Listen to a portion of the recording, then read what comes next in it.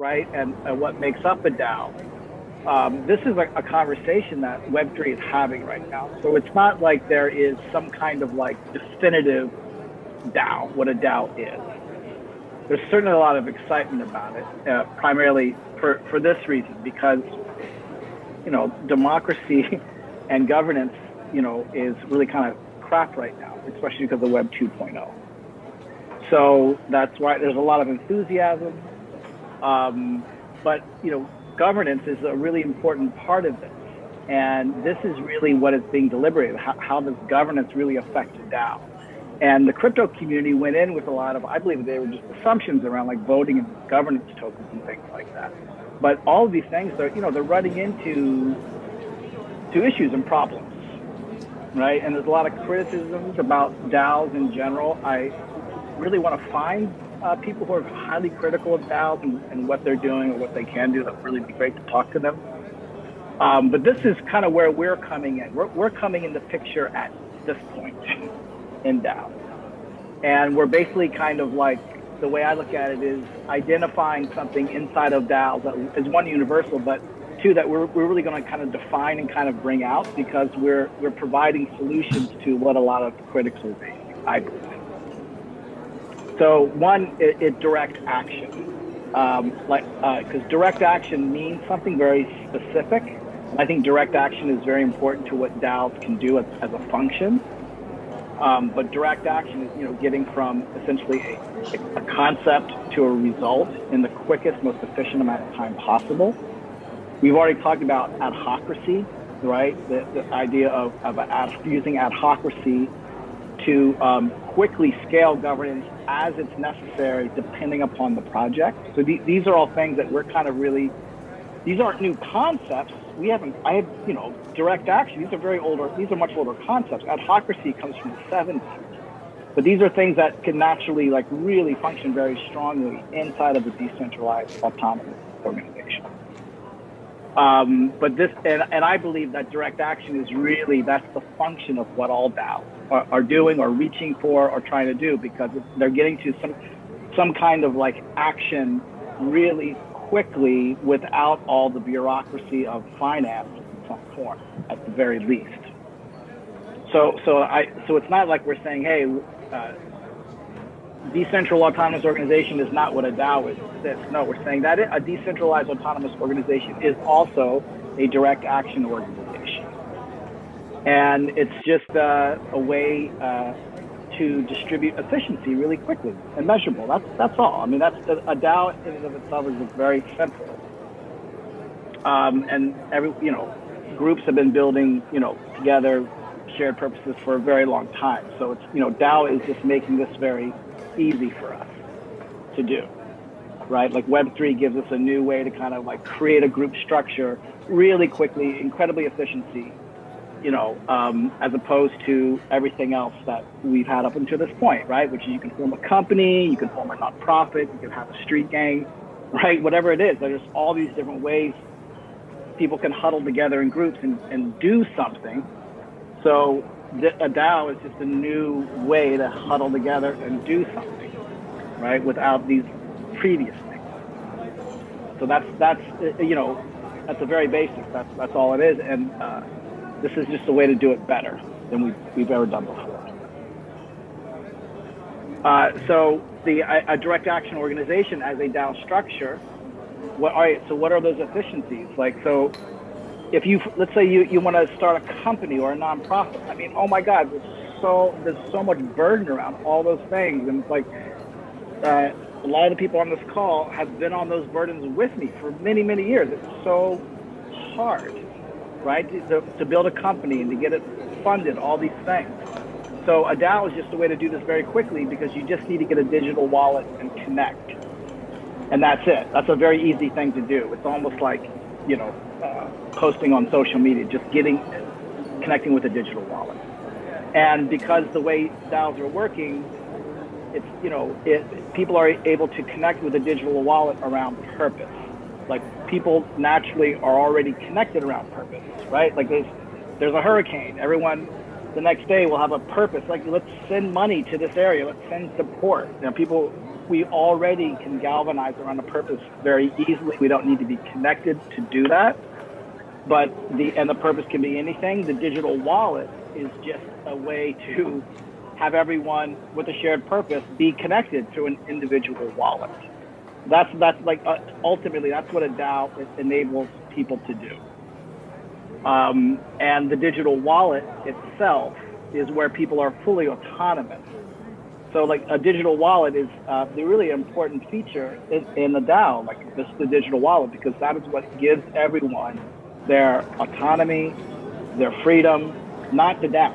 The DAO doesn't do that. It's the digital wallet that does it. And I'm gonna give a little shout out. I'm gonna call it a personal autonomous zone, is what a digital wallet is. And I don't know if people know Hakim Bey in the 90s, right? But these were called temporary autonomous zones in the 90s. So this is not new. What's going on with DAOs is not new things, right? It's not because of the blockchain. These things kind of conceptually existed before the blockchain. So Hakim Bey wrote about this, right? Like what was a TAZ? He called it a temporary autonomous zone, and it's just a liberated area where people can be free to discuss things and be for something, independent of influence of whatever the state or the government or whatever. So this is very popular in like I don't know what you call it, the 90s underground. I don't know what to call it, but I remember I read a lot about this.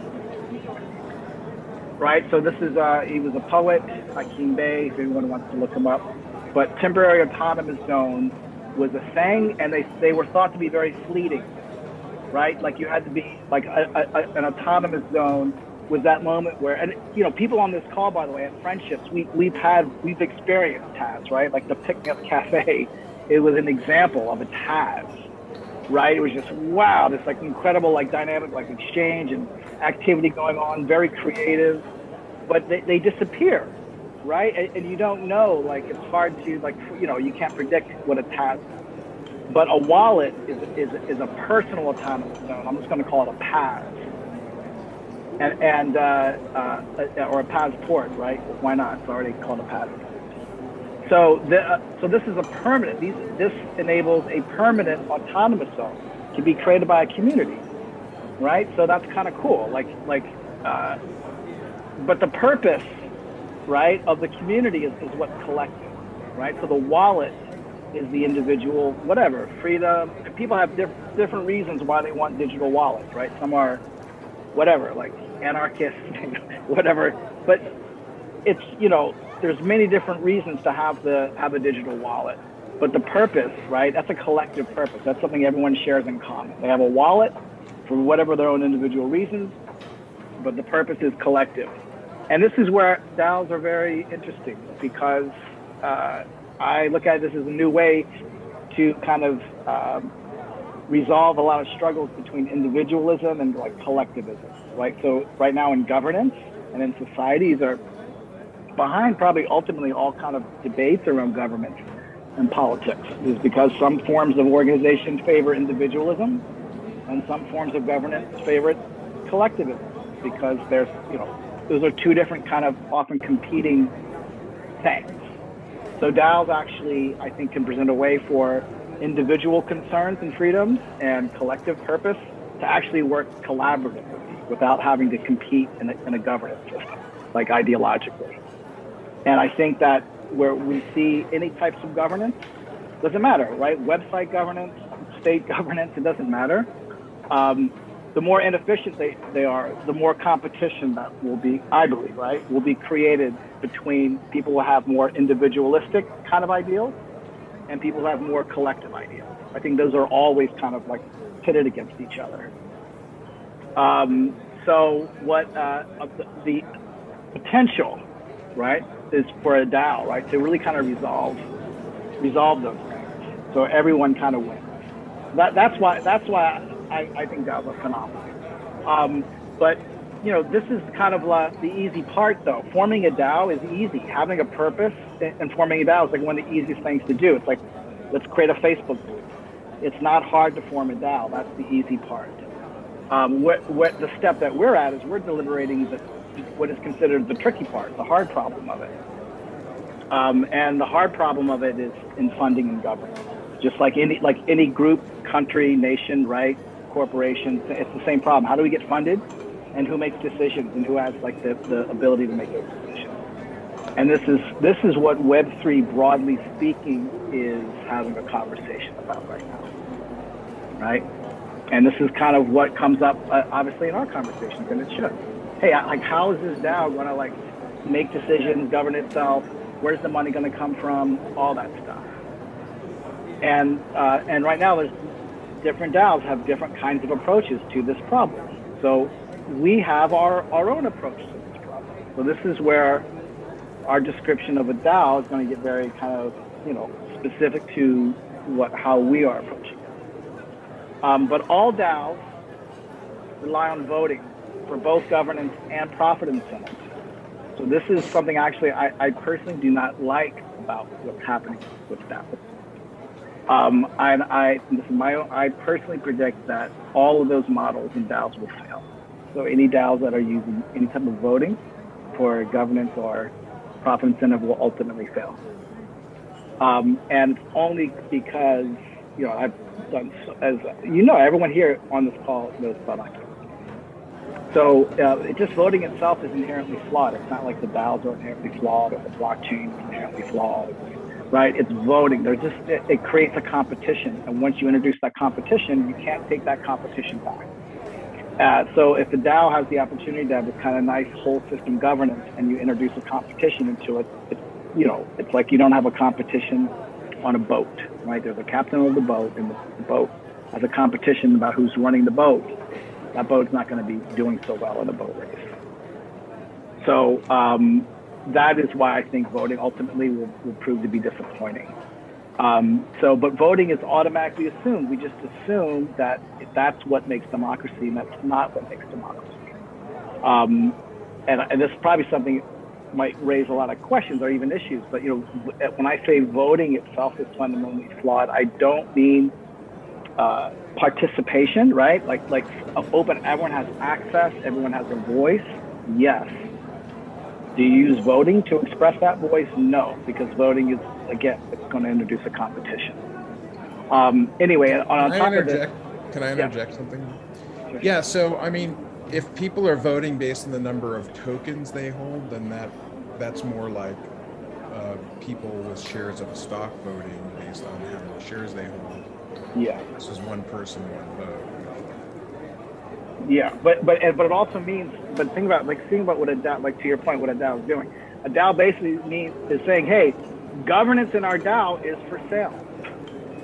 Right. So if you have 1 million tokens, you get more votes than someone who has 1,000 tokens. Yeah. So you can see that what problem is that solving if the DAO has to make a decision? It's like, well, that can be bought. That decision can be bought. But also, that's likely, even that process itself, that was likely a violation of securities law. This is another problem DAOs have too, is they create this kind of like voting stock, which they sell as a governance token.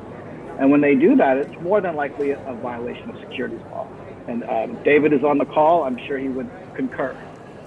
So this is very problematic for DAOs. That's why there's a lot of conversation about it. And there's so much enthusiasm about what DAOs can do.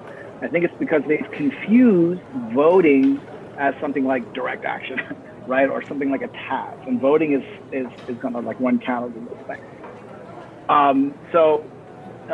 Everyone on this call has been through the demonstration, how we demonstrate this, but AkiWiki.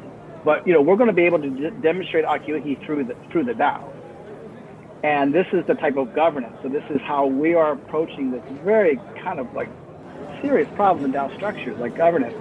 Our form of governance is non-dual resolving consensus building from AkiWiki, and this is informed by game theory, not by voting. And this is methodology, as everyone has been through it. Everyone's, there's no voting, there's no third party.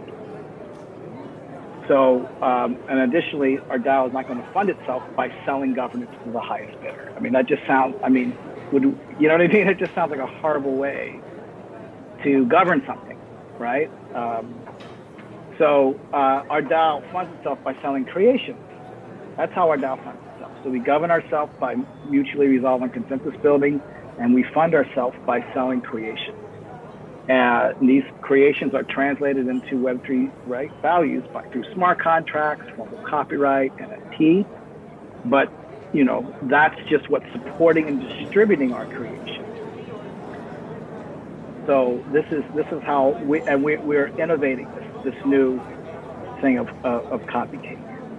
Now I have just a brief, probably just overview of DAO governance and finance, but that's just kind of like the top line of like, hey, this is kind of like where we're at in the broader conversation happening right now in this moment, like historically speaking, and then what we're introducing into that conversation to build off. And that's that would be the top half of the conversation. Hopefully someone can have a question or say something, share something. I can go forward. So in this DAO, so basically smart contract where the rules are basically executed in code. So how does that fit with the sort of Aki-Wiki model?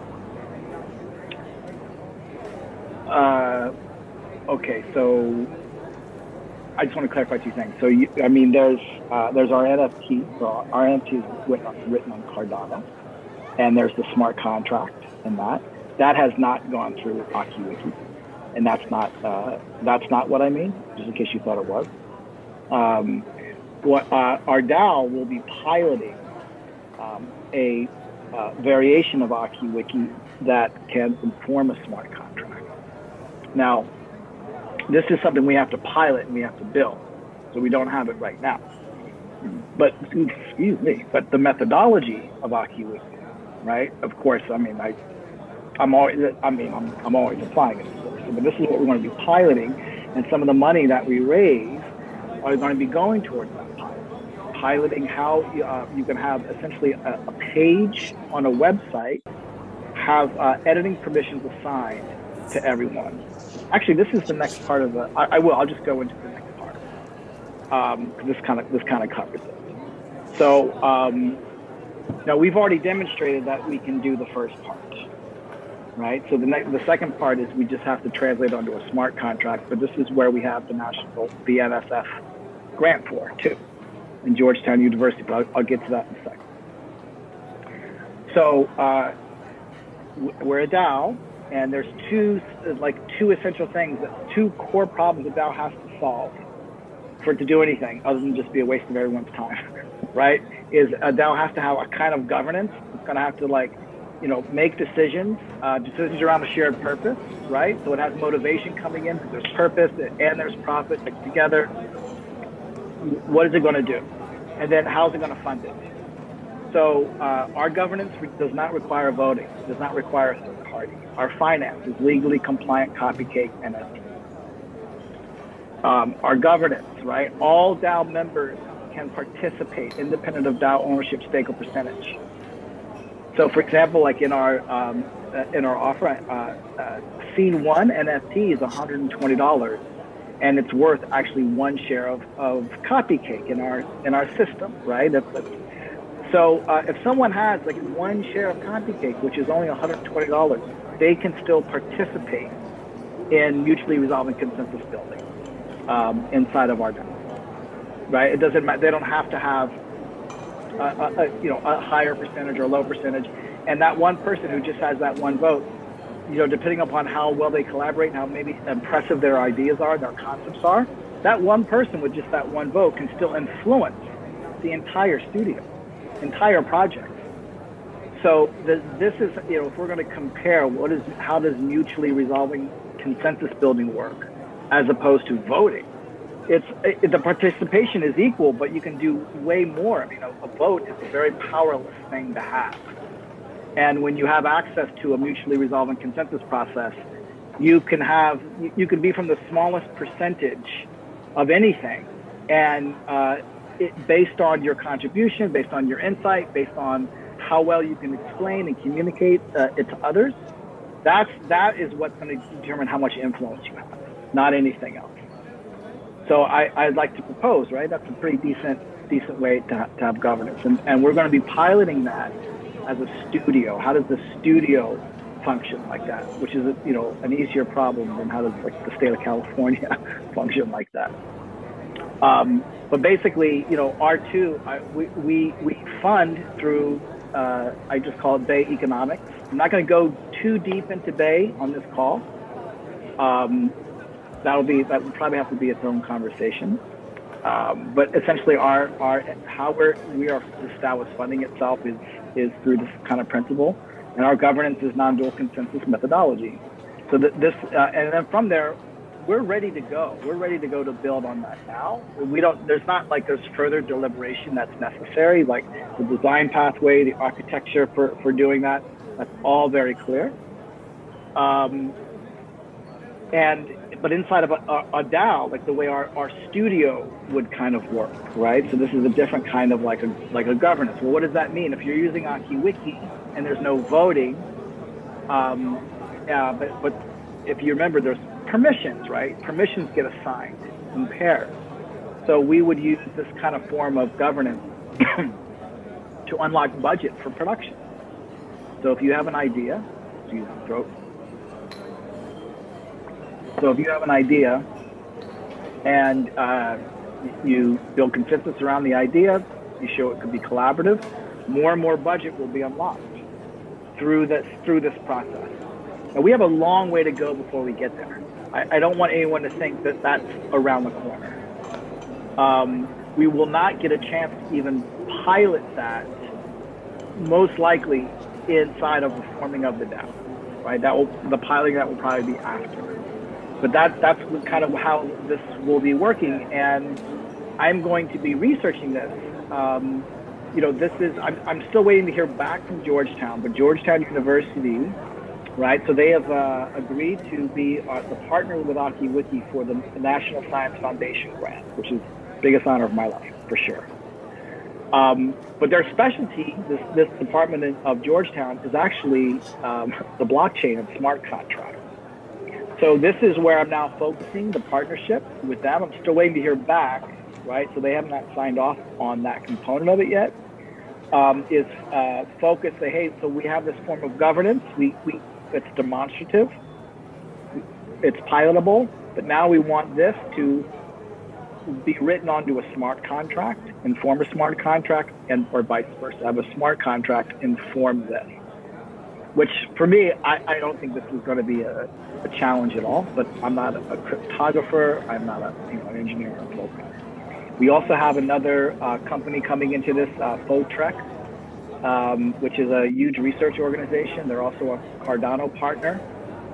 Cardano will likely be our partner in doing this, a lot of this. I only say that just because of Fotrek will join the DAO to do this. So there's a lot coming into the governance of what we are piloting, and there's a lot of people are going to be looking at and listening to what we're going to be suggesting, and they're going to be looking at what we're doing with this. So, but this will be kind of going on over time. So this I think is really cool because it's really the Dao Big Mother that I'm going to have introduce this type of governance. And if you guys remember the original demonstration, right? So, I mean, imagine the AkiWiki demonstration that's kind of like a Dao Big Mother demonstration. So if there's a DAO, let's say there's 100 digital wallets in a DAO. And let's say all those digital wallets, right? They're all PAS, they're all personal autonomous nodes. So everyone who has that wallet, maybe in the real world, they would conflict because they're Republicans and Democrats and just groups of people you would least expect to ever agree on anything. They all have a digital wallet. And if they use our form of governance, there will be a completely mutually resolving outcome. No matter, as the only possible thing that can happen in that DAO structure. So the DAO governance is a fully mutually resolving consensus. It will be programmatically obtained. It's the only thing that can happen inside of the system. There's nothing else that can happen. So there's no voting, there's no thumbing up and down, there's no likes, there's no dislikes, there's no admin, there's no someone saying, some CEO or someone saying, hey, this is what, no matter how crazy it is, this is what I think it should be. Every process of the Dao Has studio will go through this kind of very refined governance. And it will all be through collaborative behaviors naturally. So that's pretty cool. This is what we're going to have to pilot. We have a lot of work to do to get there. So I don't want anybody to think that the smart contract side of this is around the corner, because we have even the National Science Foundation phase 1. That's best case scenario. That's like the 6 to 7 months off, just getting to that. But our financing is copy cake. So, our DAO sells shares of copy cake. We're selling shares of legal copyright, and we're selling essentially ownership of licensing streams. And through this process, we're going to raise $110 million. Now, I'm not, I'm going to end. This is like the end of the presentation. But this process now of selling these kind of shares of copyright, which is copy cake, 50% of the proceeds go to DAO partners, which are going to be startups and nonprofits. We're going to be, receiving money from the DAO because we share a purpose. They're a part of the shared purpose of the DAO. So if there's a company, if there's a nonprofit, if there's any kind of project that shares the purpose of our DAO, we will fund. We fund based on purpose, not on profit. Now, the DAO Big Mother is also forming a for-profit company, which is called Big Mother International. And this is a for-profit company, and it is going to direct a lot of profits towards the DAO in addition. So on top of the DAO taking this money and funding partner projects, it's going to take another huge chunk of that money and fund future DAO projects. So this is what I've talked to everyone on this call about. Hopefully everyone here will eventually be a project designer in the DAO, which is kind of what I am right now. I'm piloting being a project designer. And hopefully, we close this round. Everyone on this call is also a project designer, but this time they have budget, and they're building off of the incredibly established kind of method. So anyways, this is kind of like that. This is the presentation of our DAO, like where we're at right now, where we're kind of fitting in, and kind of like the bigger context. And this is kind of like a quicker thing. Last week it was so great, it was so spontaneous. I wasn't expecting it. But this is it, kind of just more defined, and that's it. And it's done. I'm going to use that to, I guess. Anyone has any? I have a question. Yeah. No, my question is based on the distribution model. This is my first question. The distribution model is having to do with fiat currency getting transferred into copy cake. Copy cake is then living on top of Cardano. The first part of the question is, does the value of ADA, which is Cardano's coin, have any relevance to the value of copy cake? I'm so glad. That's such a great question, man. I'm glad you asked that. Yeah, it does, and honestly, I don't like that. Yeah, I mean, so now, right now, I think we made a very good choice using Cardano. One thing for sure that anyone can do is we can move things into what are called stable coins or stable tokens. I have not yet gone into that pathway yet, but I want to find, so there is a solution for it in terms of like if someone, like for example, everyone in the DAO is also going to get paid, even though I don't like to call it paid because paid means it's over, right? You're paid, it's done. But everyone will get like a DAO reward, and they will get that reward in the form of ADA, Cardano tokens.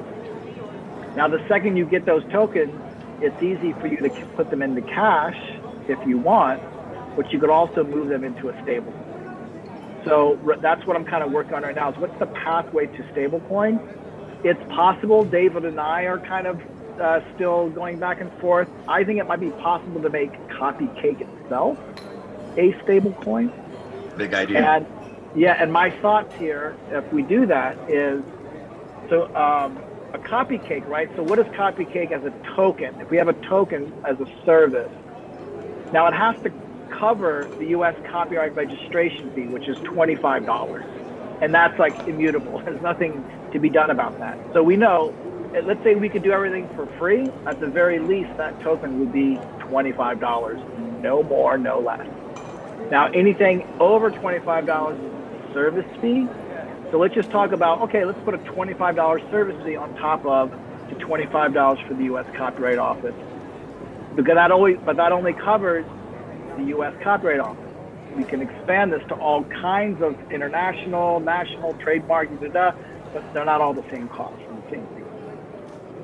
So we could, I think, maybe, right, turn the TAS into, let's say it comes in $25, $50, $75, $100, and each one is it's guaranteed to pay money for a patent office or a copyright office fee somewhere. So you can't spend that money, which means it's going to be sitting there. And we have to make it stable. It must be stable because I don't want to have to pay, you know what I mean? I don't want to have to pay money for the U.S. Copyright Office because it auto crashes. So my thoughts is we might be able to just to make copy cake itself a stable coin that does a service. But we don't sell, the service is not a stable coin. It just happens to be a stable coin, right? So because when you get into stable coins, you're also getting into, David, please, I'm sure you way understand this way more than I do. But when you get into creating stable coins, you're also getting into another area of SEC regulation. Yeah, David? Is he on the call? Oh, yeah. Yeah. Well, plus, you also have I'm here. Yeah. Yeah, stable coins are tricky because you need to have reserves of some kind. That's exactly what I was getting at. Yeah, they're very highly scrutinized, and I think it's probably a big risk to even tiptoe into that area. Well, but that's great. That means a lot of people probably aren't. But if we have to hold that money anyway, so we're going to have a token as a service. That is just a fact. We're going to have that. And this token is going to go onto the blockchain. It's going to get the address of the blockchain. It's going to put it onto a copyright registration form. It's going to take that registration number on the form and then put it back on the blockchain. So both the blockchain address and the copyright form both refer to each other and are essentially one of the same. So we have a token that will do as this one service, right? Hey, this is going to automatically turn your NFT your NFT into real copy cake, real copyright value that you can sell as that, and it's not a security or anything. And if you pay, and for $50, it's just done for you. The registration, it's all the form is done programmatically. It's written on the contract. It's filled out for you. So if someone gives us $50 for that, of course we're gonna have to hold that money into a fund and not spend it. So there's a natural stability to our token as a service anyway. It's a totally natural stability because, of course, right? It's like a. But how are you holding it? If you hold it in Cardano, and Cardano floats against the 88. Well, no, the dollar. We don't have to. We don't have to hold it in Cardano. That's copy cake is separate than the. That's why I wanted to clarify the NFT, right? So our NFT is on Cardano. We're going to pilot copy cake, right? But it's not like. We're gonna have to create some kind of stable financial function for the service anyway. So my thoughts are, without knowing the law, right, or the SEC, my thoughts are that we could create something that is naturally stable without marketing it as a stable coin. And I'm not trying to get around the system. We need it to be stable for this token as a service to function. It needs to be stable because we're interacting with the U.S. government and paying a fee to it. And there's a word for this. Someone knows the name. There's a word for a token, right, that is interacting with the kind of real world, situation like that. So that, yeah, that's that. So, but this is where we have to have like just a deeper deliberation. But I'm hoping that the copy cake can become a stable coin. That would be actually kind of cool, right? I don't know if we should have an expectation, but it would be kind of cool that when someone buys the NFT, that is the copy cake. I don't know. There's Yeah. a lot that we're thinking. I mean, it seems to me you're better off just using an existing stablecoin for that purpose if you want to store that. Yeah, in the short term, yeah, for sure. We still need a little more fun there. So anyone has any wisdom or here's me wisdom, please share. Just payment, like Steve said, in a stable coin, pay for the copyright, immediately turn the stable coin into USD, pay for the copyright, so get that fee out of the way. Then with the remainder of the money, convert it to ADA or copy cake. And then that's what it is, so that the payment is already, that the copyright is already paid for before you do the conversion into copy cake. But there's still a way to do. You can still create. You should be able to create ADA into a stable coin. There's ways to do that. I just can't speak to it because I'm not a smart contract. If you look at how other stable coins are run, it's pretty complicated. It requires a lot of capital to do it. When I get free ADA or whatever, if I buy ADA or something, I want to get it into a stable coin, I just convert it into a stable coin. It's like very easy on an exchange. But that, I guess the next part of my question, I'm sorry if this point's deliberated. No. Yeah. The next question is that I'm really interested in the group's thoughts about Cardano and being so in bed with them. Is what I'm just generalizing from what you've said. Wait. Be careful. Hold on. No. But I only need to cut you off because like please don't even say that on video that we're in bed with them, because there's no formal thing at all yet. Let me just give you an example of. Okay.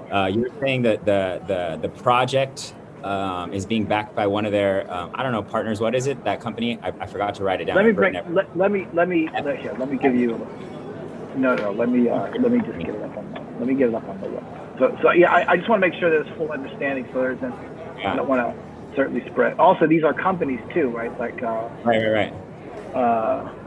There's a research company that you said, that is affiliated with Cardano somehow. Or no. I'm gonna bring them up. I'm gonna bring them up right now. So here's my screen.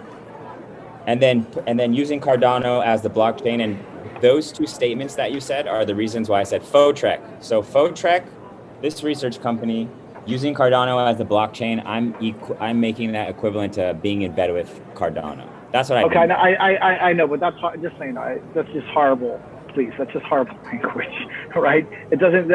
My point is this: Cardano is a proof of stake coin, and if we're really, really interested in being completely against this voting, and our whole DAO is built on, non-voting and consensus building, Cardano is the complete opposite of that, where it's totally about the more you stake, the more power you have on the blockchain, and then all blockchains are that right now. No, they're not. Proof of stake blockchains are like that. Proof of work blockchains are not like that. That's okay. Only two proof of work blockchains that exist are Ethereum and Bitcoin. So no, but that's not true. But Jake, that's actually not true though. Okay. Proof of work blockchains are still but it's still network dominant, right? There's still, if you have more than 50% of the network, you still have network control and proof of work. That's why Bitcoin forked, right? So it's at the end of the day. Too, but Bitcoin is a proof of work network, and that's why it's still the most decentralized. And Cardano is not a proof of work. I know, but it's still forked. Bitcoin forked. Bitcoin forked though. Bitcoin forked a bunch, which is completely irrelevant. That's why there's proof of stake and proof of work, because the fork is because of proof of stake, because people said, hey, I want to have more control. So if I have more of this coin, then I get more control over how the blockchain works, which is exactly how it works. But I'm just saying but that's the same. That's how every Bitcoin fork has worked too, because that's not Bitcoin is what I'm saying. The Bitcoin is a proof of work. The forks are proof of stake. Cardano is a proof of stake. I know, what I'm saying, listen, voting doesn't matter. Voting is embedded in all of those blockchains. At the end of the day, it's some form of voting. It's some form of Yeah, but it's not based on the amount of money or value you have within the blockchain. Yes, it is. Yes, it Not is. All the miners. Not Yes, if it is. Yes, it is.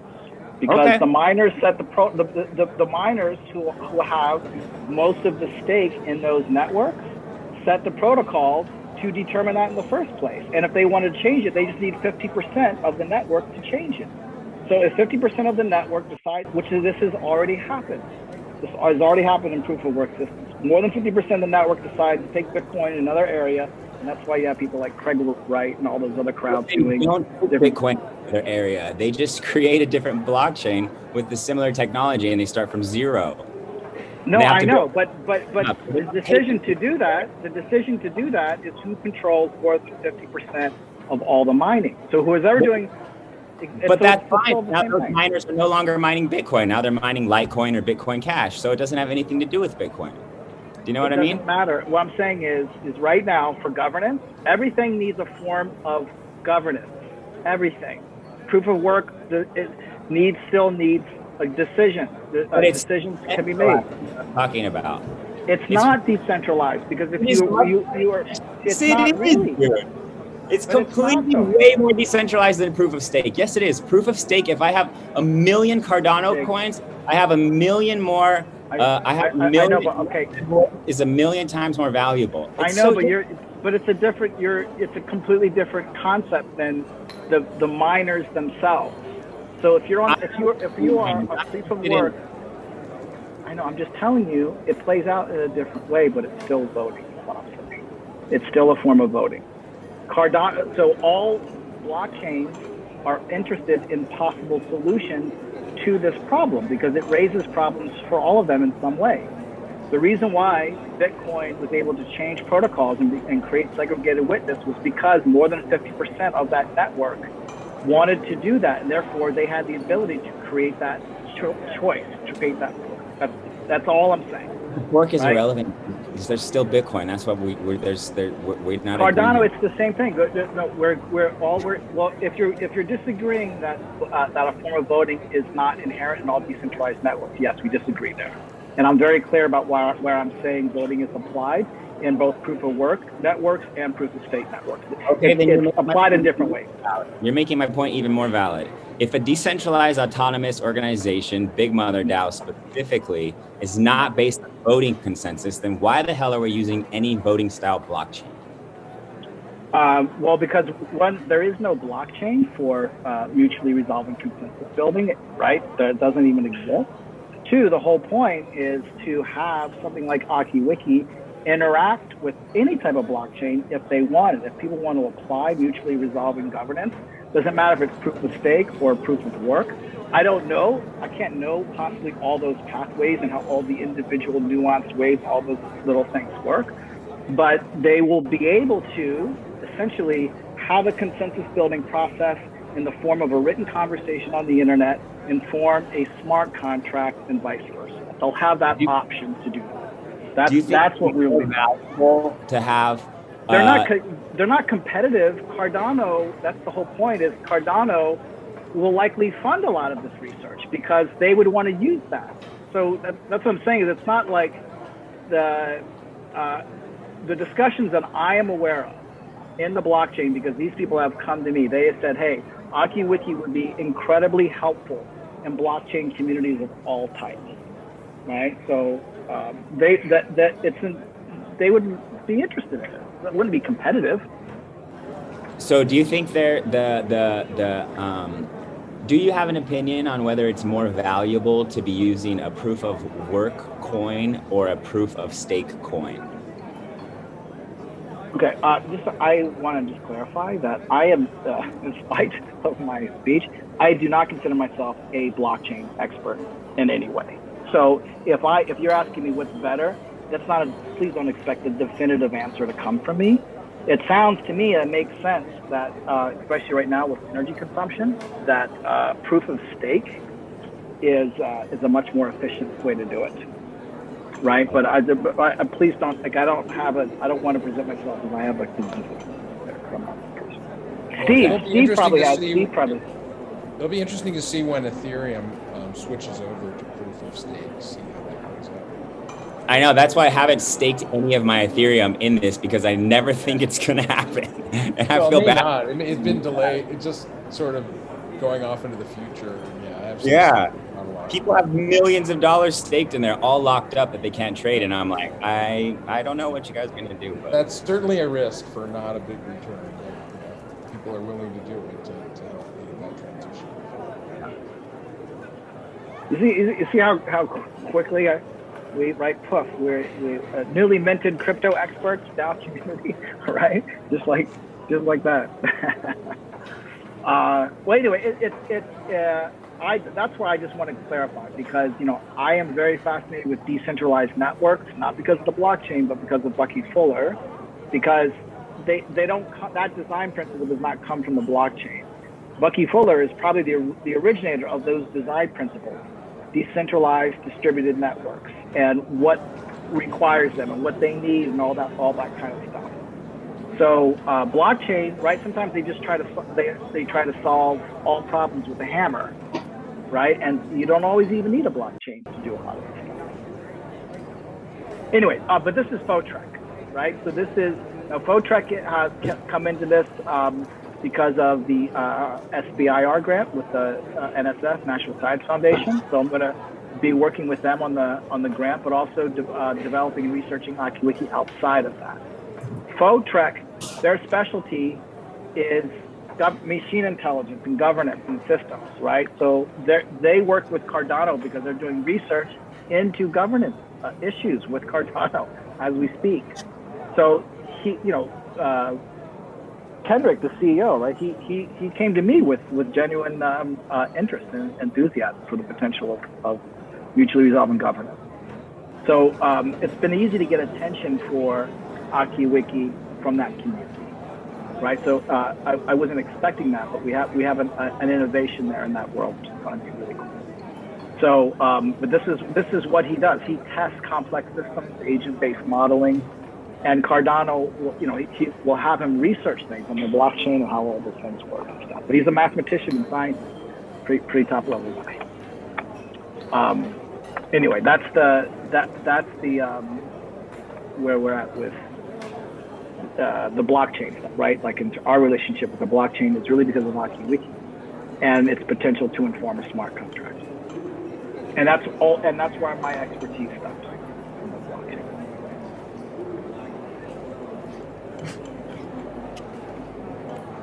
Plus, I think it's possible if we don't like a particular blockchain, we could also use oracles or bridges and skip over to a different blockchain or something.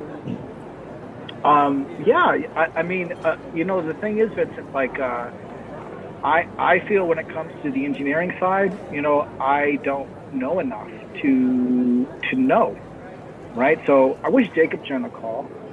I don't know. I know he's traveling back to the U.S. But Vincent, by the way, everyone knows Vincent. So Vincent is part of BMD technology, but through technology which most of you don't know about. Some of you know about it, right? But not all of you know about it. So Vincent is like operations, like tech operations. But Vincent, you're welcome to join those conversations with India and Jacob. I think I put you on that WhatsApp. I mean, these are the kinds of things that we want to be able to figure out, right? And I feel like there's a lot I need to learn. So as much you want to jump in and help out, that'd be great. Any Rob Montalbano? Yo. You still naked?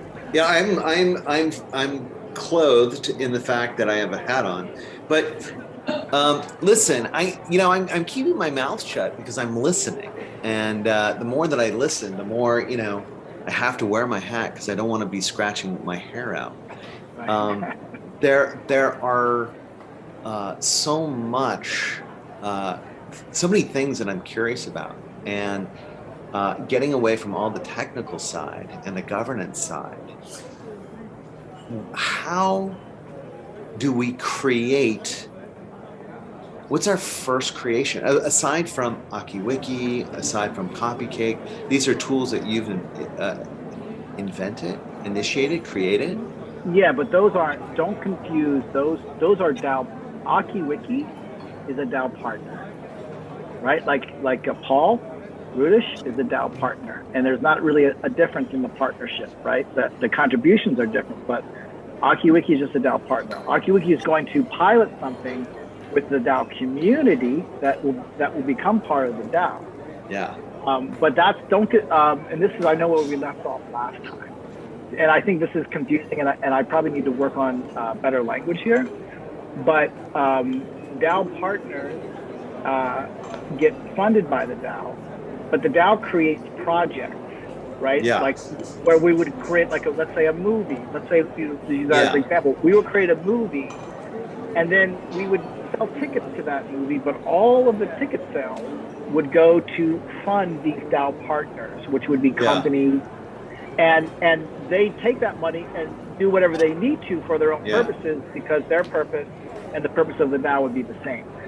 So the first DAO project that we're doing is what we're launching right now. Why not World Game? Yeah. Right. So this is a pilot because the DAO is forming, and we're saying, hey, this is such a powerful concept that while the DAO itself forms, it's going to generate a fund that is $110 million. So the DAO is like self-funding, right? And as it forms, it kind of builds and grows itself. And this project that Paul and Mucci and Carrie are working on is our first project. So we're piloting right now. No, I'm with that. Okay. I guess my question is what is it going to be? Like what is World Game? Is it like a video that I can watch? What's the product that's being generated? I mean, I'm just being super incredibly obvious, and I apologize ahead of time. No. Oh. But these NFTs, what is World Game? Like, I just want to know what is the medium? Like, how will people be able to consume this product, this game? All right, so let me show. I'm going to Is share that my screen. Is that a silly question? Great. No. That's why I'm wearing the hat. No. Protect my hair. No, Rob, it is a perfect question, and you know what? You are the master here, the narrative mage, keeping the conversation going on point. All right, so I mean, this is a really sort of kind of important question, in that most of these next products that we create or media that we create needs to sort of follow in line with things that the DAO aligns itself with. So knowing what this is super important so that things fall into place. Yeah, no, for sure. Well, this is that. Carrie actually really helped with this a lot too. By the way, I hear him creeping around. I know he. So because defining what we're doing. If everyone remembers, when I first started talking to all of you about it, this was like a comic strip, right? Like a comic. Because Carrie jumped in, and then Mucci jumped in, and then Paul jumped in, and these guys were cartoons, and so the assumption was in the beginning, this is a comic strip. But then as we were really kind of getting into the meat of it, and all these layers, it was like obviously not a comic strip at all, right? But it is a narrative. So we're the first thing we're doing is we're telling a story, but we're doing this in such a new way that it does need some new language. Because if we call it a comic book, it's going to confuse people, right? If we call it, it's not a video at all, so we can't call it a video. Sure, we can call it NFTs, but oh my God, like it's like calling a film gasoline, right? Because trucks drive the film tapes on the road. Yeah. So we do need some new language for this, but what I have kind of kicked off, because we're still putting the site up, is that this is the website for what is our NFT that we're our first project, our first DAO project. Why not World Game, right? And there's a program to what this is. I can promise you that. And this, whoops, where's the? There you go. internet connection.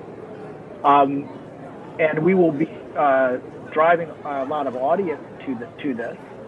And when they come into this, like, we can definitely funnel them in a direction. And this is going to be the first introduction. So it's a story, and we're introducing this like a story. I call it a 9-part mini-series narrative performance economy. And it's okay to even make fun of the wordiness of it in the piece itself, because, this is a kind of a new thing we're doing. But we want people to experience it as a new thing. We don't want to tell them it's a new thing. We want them just to experience it as a new thing. So when they come into the page, there's a quick introduction, and the whole piece, this whole performance, I look at that, there's 3 things happening. This is an orchestra, an entire performance. 1/3 of that performance is told through the art, through 1,080 unique works of art. The other side of that performance is told through the social community trading these things and directing that money towards purpose, right? Like what the startups are focusing on. And then there's our podcast talking about it. So these are the 3, all 3 of those things are the full performance, because the narrative is the same throughout all of them. So now I'm still putting a lot of stuff up, but if there's a scene 1, that means there's a round 1. And if there's a scene 1 and a round 1, that also means there's episode 1. And this is us. Like, we're essentially, right now, we're still in the episode 0 phase, right, of our series. But every scene, every round has an episode that's attached to it. And an episode that one can watch. Yeah, watch, listen to. There'll be more. People are. The idea is that the more people want to immerse themselves in their curiosities, right? We want to continually satisfy that. So we want to through the podcasting, through the conversations we're having right now. Yeah. People, hopefully we'll be developing a lot of curiosity, especially around Bucky Fuller, his design principles, because that's where all of us were basically just giving Bucky Fuller the ad campaign that he never had. Yeah. Right. So, we want to be able to provide, more materials for people to learn from, and pathways to do all that. But yeah, it's a salon.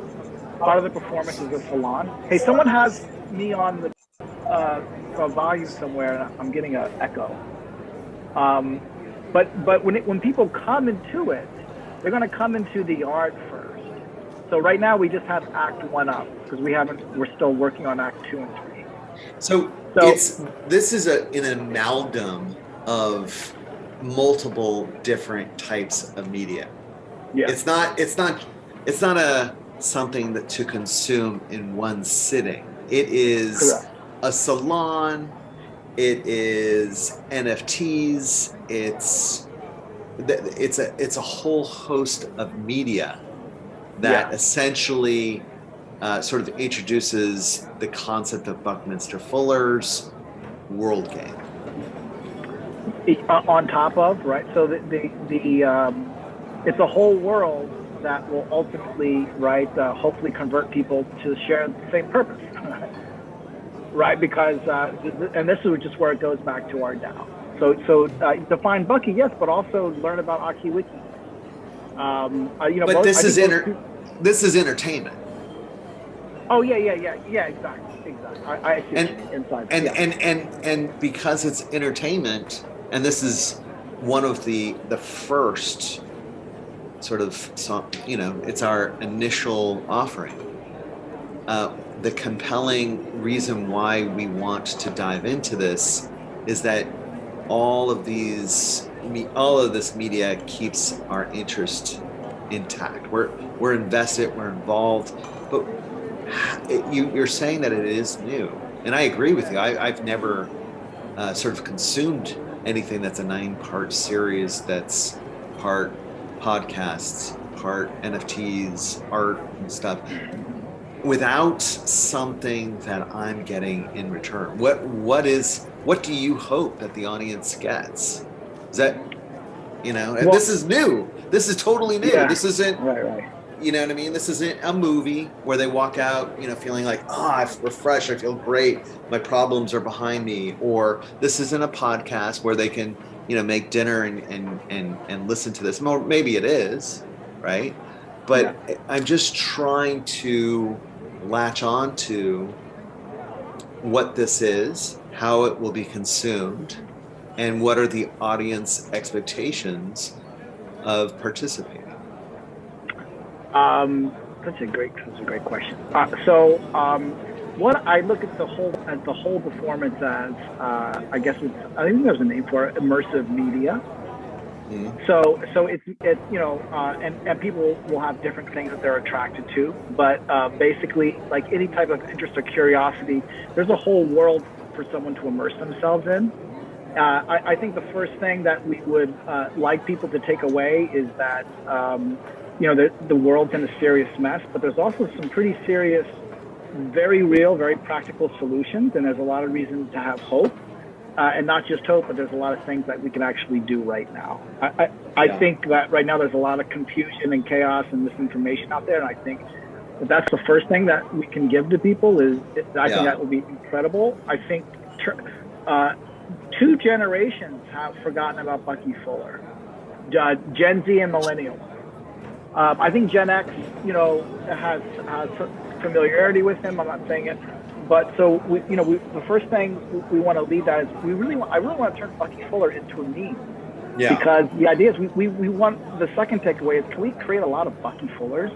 Yeah. And Web3 is so ripe for Bucky's ideas. I mean, it's unbelievable, and sometimes it's so frustrating for me because people don't know about them.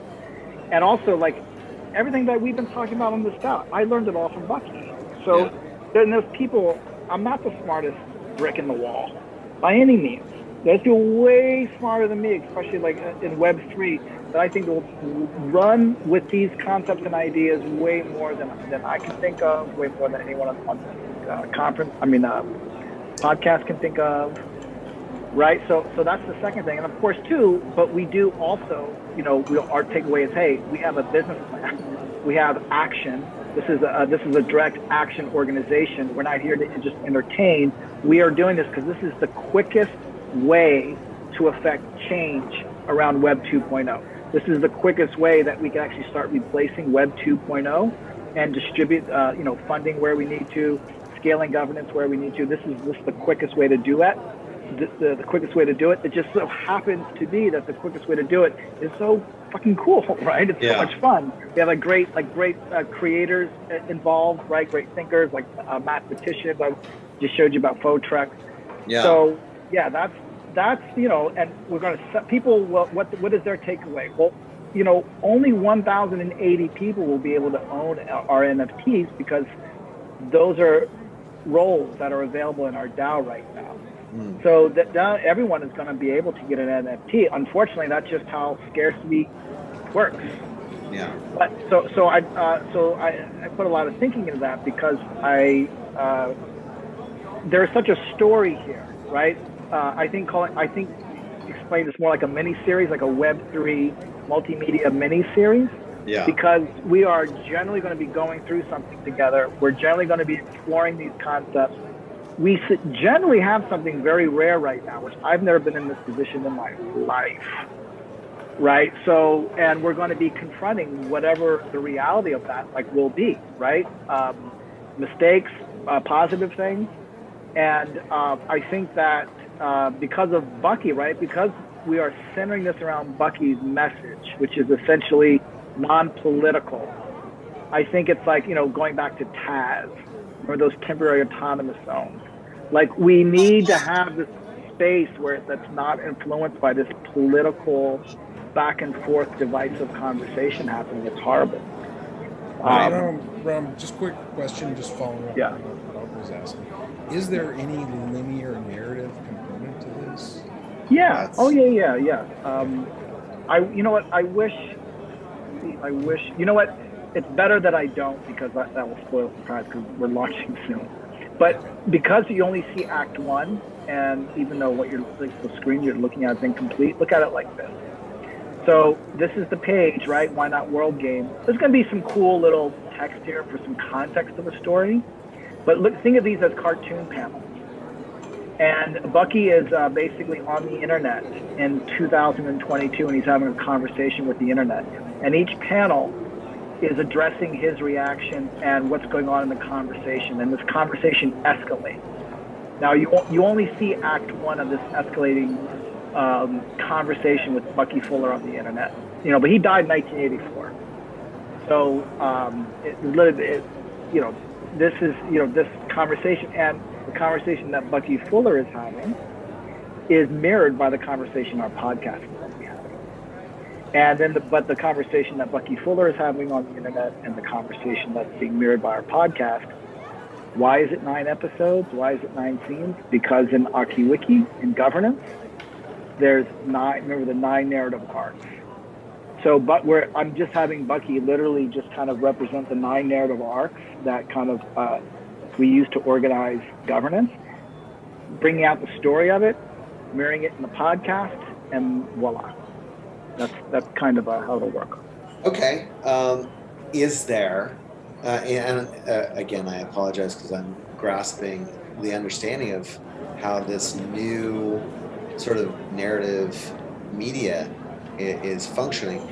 Is there an overall director that's directing this entire path for the audience to sort of follow? And who is that? That is me. This is the office of the project.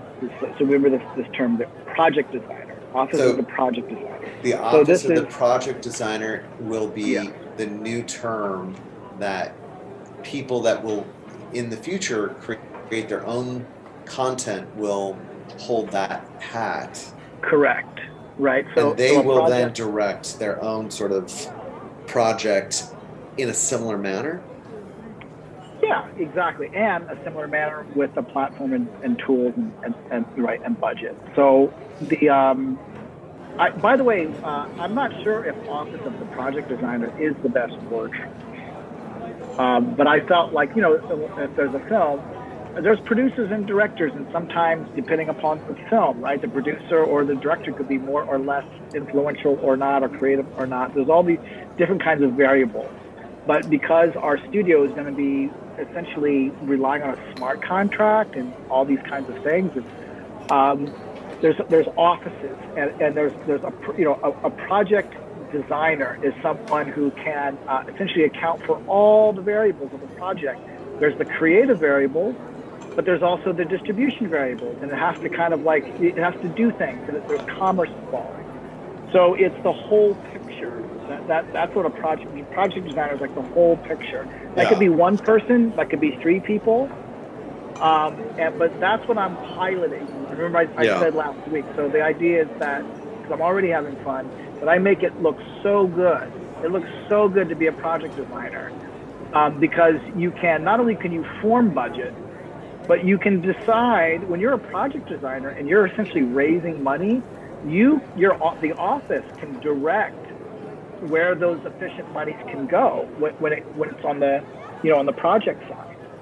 So a project designer has and should have extraordinarily large amount of influence, because they will be able to, 1, build a consensus, 2, build more funding, bring in more partnerships into the DAO, all those kinds of things.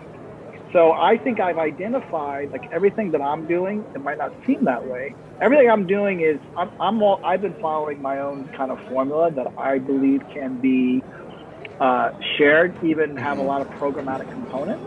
My job is to make sure that I successfully pass off how to do that, not to you all, but also successfully pass it off so it's in a smart contract. Yeah, it's super interesting. I'm just dumbfounded in the sense that if I were to create my own sort of Web3 world game-esque sort of story or 9-part series, I would have to have really an in-depth understanding of how to create this, or how to create the NFT. Yeah. Like, that's sort of the burden on some of these, some of us who are going to be, part of the community or programmers or people that are following your footsteps. Like, I know that my limited understanding of it, I would have to learn new operating procedures, and it would be burdensome, to be honest with you. It's something that I would be like, how am I going to sort of take on the burden of learning while trying to create? And that's, I think, one of the reasons why the studio system, from a centralized point, actually functions, because it has been, sort of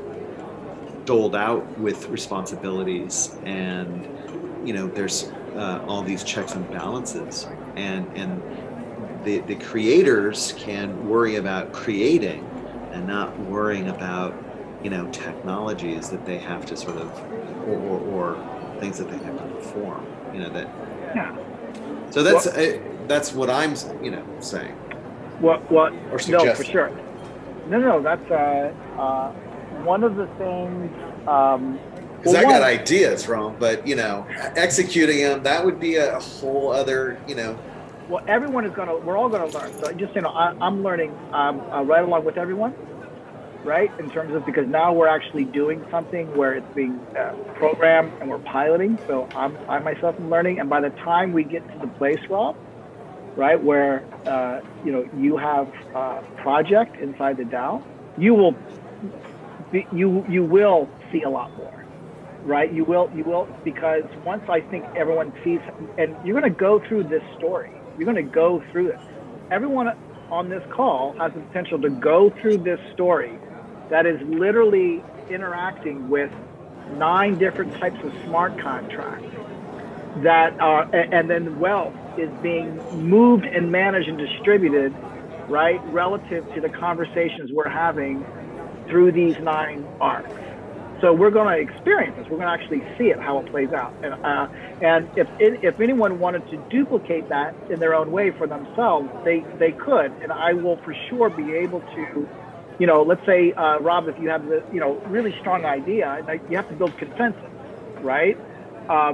But you say, hey, Rome, I got this great idea, right? But I have no idea how to make NFTs out of it, right? Like, that is where either me, right, or other people in the community could start pitching you NFT ideas for your story, right? So, because there are people who will, what I want to show for artists is how they can use NFTs creatively, how they can use smart contracts to tell a story. Yeah. Right. I'm super curious to see how smart contracts will tell a story, because that sounds inviting and interesting, and certainly Web3-y, but I'm just wondering what the medium is. You know what I mean? It's like, Stephen was right in what is the linear progression of the audience, and we are so familiarized with, a cartoon strip, we're familiar with a movie, we're familiar even with like how-to videos on YouTube. There's certain structures that we've adopted as something that we can consume. And as of yet, this is what you've kind of broken down, is that it's this new amalgam of media that we will participate in over 9 levels to it's interesting. I'm super curious. So the now, my apologies. You're literally pointing to where the next thing we need to focus on as a DAO is this linear narrative, because this is what we're going to be rolling out, this linear narrative, and this isn't yet fully represented on the website. Okay. A little bit like what I've done here. So if you go to the episode, so there's scenes, right? The scenes is where we look at the story. There's the rounds. This is where we trade and exchange the story, and it's social too. So our story, as individuals. The episodes, right, is where you hear the bigger picture podcast and story. So you can see that, I already know the 9 narrative events. So for Act 1, like, this is what the first few scenes of conversations will look like as a podcast. One, introducing the Dao Big Mother Studio. We've already kind of started that. We're going to have a podcast where we're just going to have, we're going to focus on the World Game and Bucky Fuller in relationship to what we're doing. We're going to have another podcast where we're introducing the Bootstrap Fund and all the different partners, which AkiWiki is one, BMI is one, and there's such cool stuff. Like, a lot of it, people don't even know yet the cool stuff coming from that. There's another one where it's about the DAO artists and the NFT gallery. We have some of the best artists in the country. No doubt. In our DAO, and just, oh my God, Terry O. I like, is one of the funniest human beings ever walked the face of the earth. What I do? So that's what I'm saying. Is so our first introduction podcast, where we're talking, season 1 is the same thing as Act 1, right?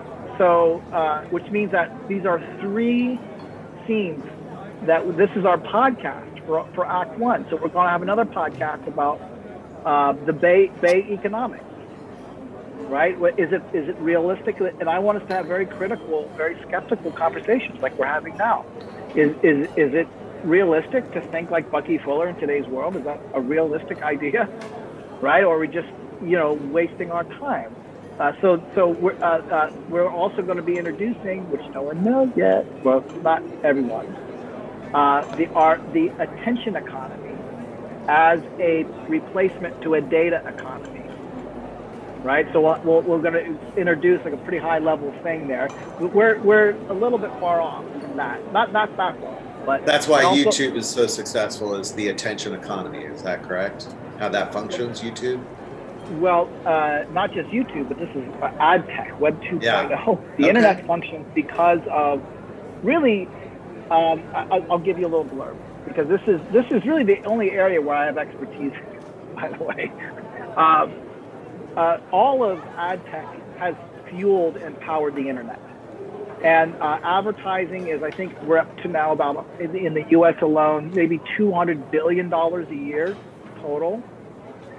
And that includes PR, like we're thinking PR, marketing, right? All kinds of advertising, not just like display ads, but all. That is so much wealth, and 100% of that wealth is people buying attention. So, and not only that, but the money from the acquisition of attention. Brands just want attention. Brands don't want data. They don't care. They want your attention, because if they have your attention, they know you get your money. Data was sold to them as a way to get attention, because big tech did not have a way to work with attention that way. They didn't know how to measurement, all that kind of stuff. And this is where a lot of inherent flaws of internet architecture are. So a true attention economy would literally be trading attention as if it is a currency. And that's actually one of the things we're going to be introducing later, is a true way to actually distribute an attention economy that can replace a data economy really quickly. There's a web browser, a Brave browser, that has their own token. Yeah. Basic attention token. Yeah. So I can't wait to have a conversation. So I was really excited. So Brave, right? Mozilla, founder, everyone knows Firefox, Mozilla, and those people. In 2017, they came out with a basic attention token. So this is a cryptocurrency based on, they claimed, based on attention. It's kind of not. I mean, I was really inspired by it when it came out, because I was like, oh, wow, this is cool. People are ready for an attention currency. I didn't think people were ready for it.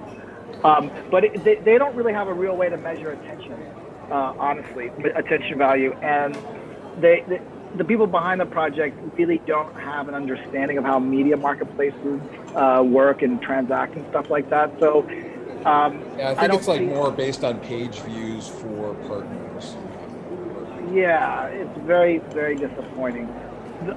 Big Mother, we're going to be introducing an attention currency. And by the way, this has already been vetted by legal, Shepard Mullen. So we are a currency as the SEC defines what a currency should be to qualify as a currency. We will be introducing a attention currency, one that does not need a blockchain. It is not a cryptocurrency. It's just a financial asset, and right now we can measure how much is 5 seconds of attention worth on the internet right now. If I'm on the internet, and whoever has my attention, right, is being paid for it, how much is that worth? Can it be quantified into an actual amount of, in currency, and it cannot be distributed? And the answer is yes, and we already have that pathway. We have that. And now that we have the whole phase 1 foundation to kind of build it on top of. That's super interesting. No, it is. It's going to be. I can't wait to share it one, because that's been the least represented thing in all of our conversations. But when it comes to us, and this is what our Act 1 conversations will be about. We're talking about really exciting things like Occupy governance, mutually resolving governance, right, and then attention currency, and how these things can immediately displace Web 2.0. So we have a business plan that can actually, I think within 18 months, we can have an attention marketplace kind of set up, running, that has some type of influence and impact. It's probably 2% of Google's business. Right? I'm not saying it, but it's enough, and it'll be influential enough that I think it can save online journalism. So when you talk about one of the biggest problems of the data economy, it's online journalism has suffered. Yeah. So it can be profitable enough where the top percentage of real publishers, not bullshit ones, but real publishers, have an entire economy where they're making more money.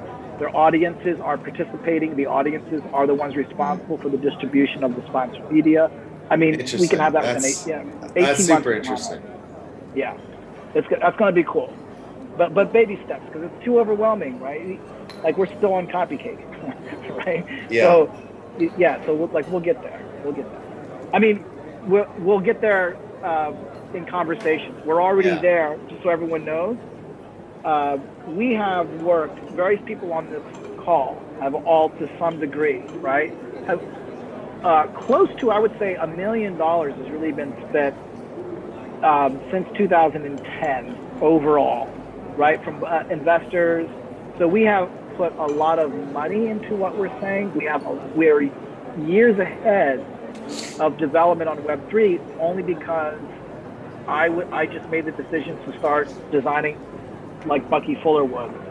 So I've already been kind of designing Web3 since 2003. I just wasn't aware that it was, right, in 2003. So we have a lot of work that already has been done in this area. So we are way far ahead of, and I'm not saying that like it's a competition. It's just a fact of what we're going to be rolling out and introducing in terms of like solutions, Web3 solutions, Web 2.0 problems.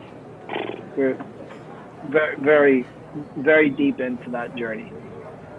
So the Bay economy is in and of itself an entire 2-hour conversation.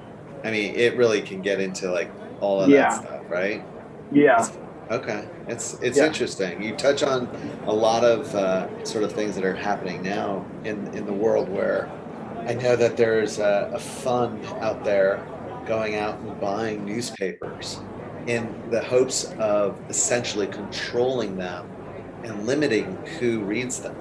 So it's really scary stuff. So that's been going on for a while. Although, it's a big deal. All right, listen, I'm going to. I think that's a good segue, right? Like as a mini series, I think we've done a good job, right? Tune in next episode. Yeah. But yeah, unless anyone has any, I don't know if anyone has any questions. ZZ, come on, man. Dr. Rate, get yourself on the microphone. Here, let me go off. What question do I have? Yeah, let me pin. I'm gonna pin you. I'm gonna pin there. You're gonna pin me? Your pen to the. All right, we're recording now. ZZ, do you want to explain to people how the wait list works? The wait list works like this. You come to me if you want to be on the wait list. We're calling it making a reservation. And you have to keep in mind that there are only 120 spots at any given moment. So once you come to me, show interest, we'll talk. Either I'll be collecting your wallet addresses, and I'll teach you how to create a wallet. But that's a little bit in the future. But for right now, just come to me. Am I missing anything? Yeah. No. Only that we just want to make priority for like obviously anyone in the community and their friends to have first dibs. That's all, right? Yeah. And because unfortunately I can't. What's that? Oh, do you recommend a wallet for Cardano? What do you mean? I mean, if you want to get one of our NFTs, I do, but not because I'm a blockchain expert. I would recommend it over any other one. I like the NAMI NAMI wallet, but we still have to test. That's also going to be a Jacob question, but for Cardano, I've been using NAMI. Okay. Daedalus is out there as well, but it requires a big setup. Yeah, you have to download the entire. It's pretty much you're downloading the entire node to your computer, so it's kind of intense. Yeah.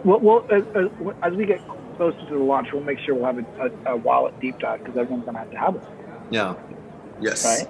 That was the big takeaway from this from digital wallet. I'll have videos made by then on how to do a wallet, how to bridge over ETH to Cardano if you don't know how to get Cardano, if you need Cardano at the moment, but all that will be explained. You guys, I'm so sorry to come back here and be the little devil, but I have one more question, please. Good for it, Jake. All right. Your questions are really good, man. No, I'm gonna pin. Let me pin Jake. Oh, look at this! I know I can do that. You see that? You see you guys both on the screen at the same time?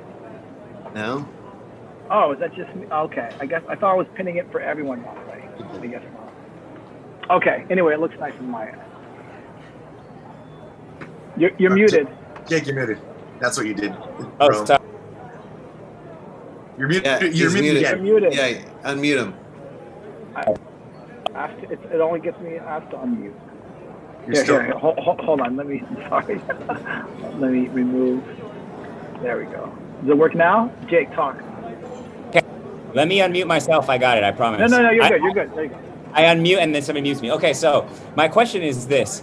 It's based on what Rob and Steve were talking about. That when you want to become a project designer and you get into the office of the project design, in order for you to be a project designer, from the conversation I've been hearing, it seems like you have to be privy to the 9 episodes that are going to be coming soon, right? In order to learn how to be a project designer, because the 9 episodes are the pilot of how to become a project designer. So if you want to be a project designer, therefore you have to pay to learn how to be a project designer before you're able to be a project designer, because you have to buy each episode, right? No. Not to learn. It's called paying your dues. Yeah, but that doesn't. Does somebody else follow me here? Like, no, to be a project designer, right? A project designer. I want project designers to come from partners, from Dao partners. Yeah. Right. Like if David Lynch showed up next week and said, "Hey, I want to do a movie with the Dao," even though it's David Lynch, I would still prefer, right? He was a part of the Dao and went through our consensus. Process.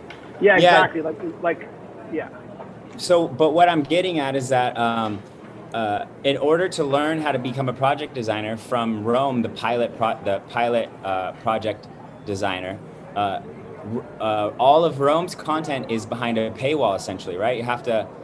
Because that's what we're talking with Zach about, how to get access to each episode. That's to own it and to become an exhibitor. But everyone will be able to go to the Dao page, just like I showed you. Go through the story. They'll be able to look at all the art, all the variations. They'll be able to look at all. Of course, no, we. I mean that. And then listen, everyone in the world will be able to do that. Okay. So let me jump in 1 second. One of the things that Rome and I had discussed was that if you do become part of the office of project management, you would ultimately have to get consensus from everyone in the DAO to see if your project Not everyone. Oh, then No, you have to build consensus inside the DAO. So I'm saying that's and building consensus within the DAO requires selling NFTs? No. Okay. It could work. Now, by the way, we'll be piloting this, and all of your feedback is going to also be very influential and informing, right? So because I'm going to present things that I think will work great, but maybe they won't. Yeah. Right. So, but how I see it working is I'm just going to make a few assumptions. Rob, right? Because it's a nice thing of you back in the day when we first met, right? Yeah. Rob, by the way, as everyone knows, is a killer fucking writer, especially screenwriter. And if you ever want to, that one script I love reading so much. Yeah. Anyway, so let's just say, what's your zombie film name again, Rob? Last Bite Cafe and Motor Park. Thank you. Right? Last Bite Cafe and Motor Park. Great screenplay that Rob wrote. So let's say, then you know what? Why not? Maybe we will. I don't know if you're still interested. Let's say we want to turn that into a DAO project, right? And Rob doesn't. I'm not expecting anyone to like, hey, if you don't know how to program in Ethereum, sorry, no project for you, right? That's not what this is about. But Rob, by the way, I don't know why. I don't even remember the screenplay. I just remember enjoying it and having a lot of enthusiasm for it. That's good. Right? No, so what I'm saying is like, if you came to me and you said, hey, Rome, I have a way we could kind of tell this story, but how would this work if we're talking about using Web3? Yeah. And I would present you some options. And if you liked a few of those options, you would already have a consensus with just one person. Now everyone can participate. So let's say you and I, let's say you agree, right? So you have this, the Last Bite Cafe script, and you and I have an exchange. And I go, Rob, well, let's talk about how we can tell the story in a different way. It's still, it can still include a film. But let's talk about doing something different. We want to employ Web3. So, for example, let's say when people can buy the movie ticket in advance. And if they buy the movie ticket now, let's say for $20, let's say that could be like an NFT, and they're all buying tickets to a film that's not going to come out yet, but now all the ticket buyers of that film own some of that film. And some of that story we're going to tell on the internet through Web3. And some of that film will be told in a movie theater, or let's say on HBO, whatever picks it up, right? So those are all ways, right? But everybody could watch that film. Anybody could watch that film. You don't have to hold an NFT to be able to watch the film, right? Exactly. Okay. Unless you wanted to design the NFT that way. No, so I think it, from the standpoint of making Web3 work, you don't want to exclude media that's existing concurrently, so you want to have a bridge in between both. I agree. Okay, yeah, so that's what I was hoping for. Okay. Yeah. So that's and thanks for at least let me make sure I clarify that, because me too. I just want to make sure that it's just not like, let's say, like for example, PJ, who's not on the call right now. PJ's such a character. Oh my God, I can't wait to. PJ, is a world traveler, but he's written his own detective series, World Traveler Detective Series. It's not my personal thing, but I don't read fiction books anyway, right? But I was like, hey, PJ, are you open to what you wrote a book? I think he's got like 4 or 5 books that he's already written. Hasn't sold the book yet, right? But I was like, hey, maybe there's a way you can give the book away for free. It's always free, but you create this kind of cool, whatever, NFT interaction stuff. And he was like, he was into exploring that. So that's what I mean. We have to find a way to use NFTs for what I call distribution, right? We want to, because it's going to give us a way to use and work with the audience in a way that we couldn't before. That's what Web3 gives us. It really empowers the audience. Can I interject?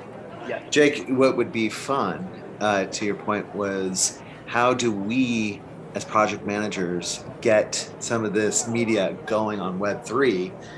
Well, the way that you can is by essentially opening up NFTs to be sold for a particular project, a script that can be released to everyone that can read it. And then by the casting vote, so people say, who would you want cast in this story? And according to those people, the people that have the highest NFTs, all of a sudden, those people can put in the person that they want. That's how you sell tickets, essentially. You're sort of auditioning ideas of, here's the story. Do you want these 3 or 4 actors? I don't know. It would be a curious way of putting the audience in control of who gets cast in the story. It's interesting. Yeah, and that's how open, I just want all of us to be. I mean, everyone is, if they want to build on what we have already done so far, right? Which by we, I mean like Paul, Mucci, Carrie, Amber, right? We've created a narrative that can be told, through visual art, single images. And those could be single images. Those could be the little individual movies, videos that open up. Right? I mean, everyone can continue that same kind of distribution pattern and build on top of that. Or it's Web3 and NFTs are so open that you can come up with so many new ways of approaching any aspect of it, right? Like, hey, casting, all this kind of stuff. And so I don't want people to think that I'm going to impose on anyone how to do that for their project, right? And also I don't want people to worry that, oh my God, I have to figure out how to program a smart contract and learn this stuff. This is where everyone will be able to collaborate with other people in the DAO. Right now, there's people in this group right now that, if you don't mind, because Leanna and Paul are very quiet in this conversation. I just want to give a shout out to the cartoonists and the artists on this call, because usually people don't think of the artists that being savvy on the other side of things. Carrie, I've had conversations about pretty deeply so far with everything we're doing with both Carrie, Paul, and Mucci. I wouldn't describe any of them by any means as anything like a Luddite or anything, but to different degrees, right? Paul has pretty much stayed off of the internet, right, until us. Mucci, those of you who know Mucci, right, he took even a long time to adapt to digital drawing itself.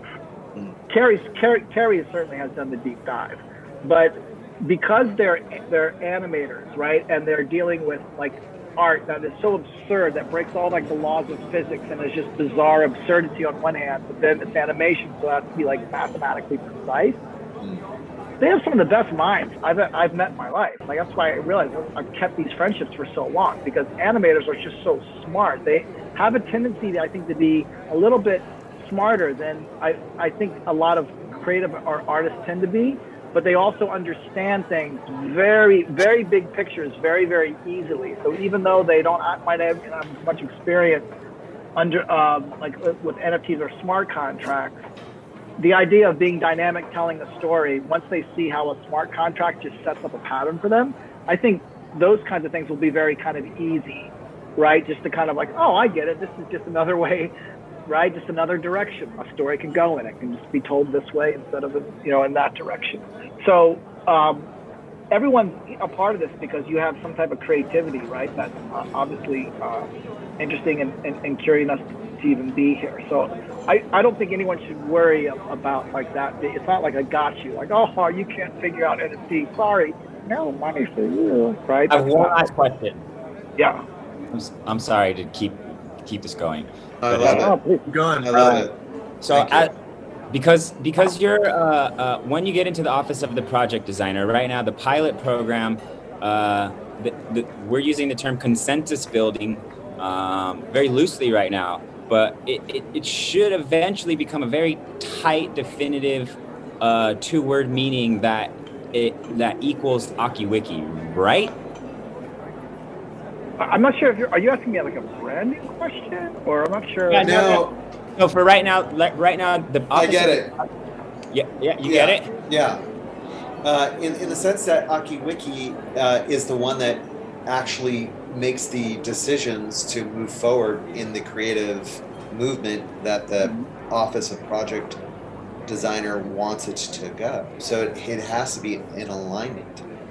If you're creating this new story or this new project, you have to be sort of in control of AkiWiki's outcome, because creatively you need it to follow suit. Is that correct, Jay? Do you agree? Well, right now it is that way because there isn't an AkiWiki from a technical standpoint. Right now, it's just the pilot series is basically Rome's idea, and we're building kind of consensus based on what he already has in mind, and whether there's pushback or not, there's already an idea. But eventually, the consensus building mechanism in order to come up with the idea that even is presented to the DAO is going to build. It's excellent. Right now, this pilot is not going through that. So we're not really getting a full consensus building model quite yet, as it should be on the DAO, right? Excellent. That's excellent. Well, we're certainly not programmatically, because there's no AkiWiki platform yet. That's one of the things that we'll pilot, right? That's one of the things that the NSF grant is for. But yes, it will be AkiWiki. Like, yes, with the exception of it's not necessarily the ideas, you know what I mean, of the project. So it's not like, let's say, Rob's, zombie cafe movie, right? Cool. The cannibals. They're cannibals. Yeah, well, exactly. It's not like, well, everyone in the DAO goes, well, I think that scene should go like this. The consensus is not in the creation. The consensus is in the project production. Like, hey, here's a project I have, and this is why I think this project is in alignment with the purpose of the DAO in some way, and this is the way I think it's in. And this project, I think, will also be able to, also give back to the DAO in this way. And this is also what the DAO will also do for me, because the DAO is win-win. So as a project designer, you have to define, this is where it's good for me, this is where it's good for the DAO. You have to define both those things. Those are the decisions, right? So the DAO is not going to make decisions based on, well, Rob, let's not do a zombie movie. Can we do, a romantic comedy instead? That's not, that would be, if you win consensus, right? Now, a project has to, just like in any studio, a project has to have distribution. Our studio will never just, hey, we'll make a film and then we'll try to sell it. How does that sound? No. Right? I wrote a book and then we'll fund a book and try to sell it. Hopefully Netflix will buy it. We never want to depend upon the outside media system, ever. Right? If we have let's say, like Rob, you were saying, there would be like a project, let's say with a studio, whatever, Lionsgate or whatever the case may be. Right? That's done before. We would have that deal before we launched the DAO project, like not after. So the point of the DAO is to be self-contained, that we don't need, we have our own funding and we have our own distribution always, and we just always want to stay within that. We never want to have to say, okay, well, this deal is happening. I hope we sell it to Paramount, or I hope Paramount comes in at the end of the day. We want to be the giant, right? And that's what we want to. So the art has a lot of independence. The purpose in the art has a lot of independence. Yeah, I guess that wasn't my question, really. My question was based on what you said initially, which was the idea you were. But I guess I'm just really interested, and I guess the answer won't come out right now. But what do you build consensus around, and how do you get funding, and which technical mechanism will? How will the AkiWiki serve as the mediator for those two things? I completely agree with Jake's question, because that's something that you and I had a discussion on, Rome, exactly, which was how does a project get greenlit, in quotes, and how do you form, like, let's say, the subject matter of the project maybe could be a little bit controversial in the sense that it's not zombies, it's actually cannibals. But most of the people don't want to deal with zombies. Or that it's Christian fundamentalists should rule the world. Correct. You know what I mean? Correct. Well, all of the how AkiWiki would be making, by default, creative decisions. So, well, I mean, AkiWiki is not the way it works. It's like saying you go to a basketball court, and the basketball court is going to be determining the outcome of the game, right? So it's made of dirt. The ball won't bounce. No, I know, but it's not going to determine who wins or loses. It sure might. Yeah. Depending on somebody's playing on dirt better if they were born. You know what I mean? Okay, so a basketball court, right? Unless there's some circumstance, I'm sure we can. A basketball court does not influence the outcome of the basketball game, right? The basketball court is the same for both people in the game. So AkiWiki only allows collaborative participation to occur, period. It's the only outcome that comes from an AkiWiki platform. Nothing in AkiWiki makes the decision. It does not make a decision. Everyone in the consensus process forms that decision collaboratively. AkiWiki is in and of itself is really stupid. It only does exactly what the collaboration tells it to do. But it unlocks, right? I'm sorry? It unlocks funding, though. Well, so as we in AkiWiki, so you know how an editing permission gets assigned in pairs. So imagine, Rob, if you have an idea for a script. Now, the DAO has a purpose, right? So the DAO has a purpose, and that purpose will always be like collaboration and win-win. So we talked about this last week. There's a few things that will be immutable, right? Win-win will be immutable. How to determine a win-win will also be immutable, right? Because we have to agree like how the process of win-win itself is formed. So these are things that can't be changed. So if Rob came in and said, "Hey, Rob, what are those snuff films?" Right? I have a snuff film I want to make for AkiWiki, right? It's like, no, that's like completely not our purpose, right? Making like porn or something is not our purpose, and it just needs one person to push back against that, and that could be me. It doesn't need the whole consensus. I would say, "Hey, Rob, can you explain to me how a porn movie is consistent with our purpose?" Are you representing the DAO when you ask him that question?